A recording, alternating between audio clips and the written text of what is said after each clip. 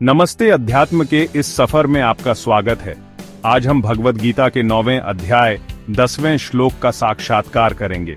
श्री कृष्ण भगवान ने अर्जुन को जो ज्ञान दिया वह आज भी हमें जीवन जीने की गहराई समझाता है। श्लोक पाठ।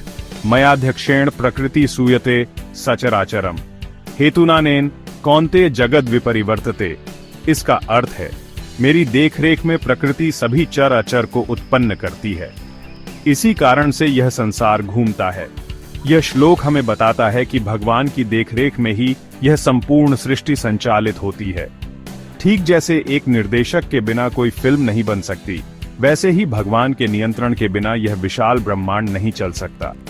निर्देशक पर्दे पर नहीं दिखता, लेकिन उसके निर्देशों से पूरी कहानी चलती है।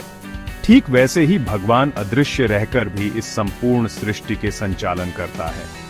श्री कृष्ण का मुस्कुराता चेहरा जब वे अर्जुन को यह ज्ञान दे रहे थे, देवी देवताओं के चेहरे जैसे माता लक्ष्मी, शिव जी, ब्रह्मा और सरस्वती आदि का दिव्य चित्रण, और पृथ्वी, जल, वायु, अग्नि, आकाश के माध्यम से प्रकृति की सुंदर झलकियां, ये सभी हमें इस श्लोक की महिमा का आभास कराते हैं।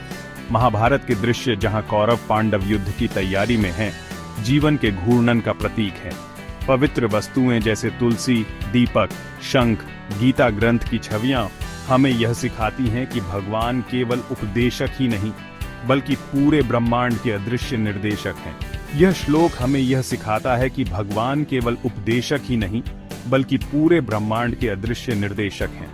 हमें प्रकृति में जो कुछ भी घट रहा है, उसे भगवान की लीला और योजना समझकर श्रद्धा और विश्वास से जीवन जीना चाहिए।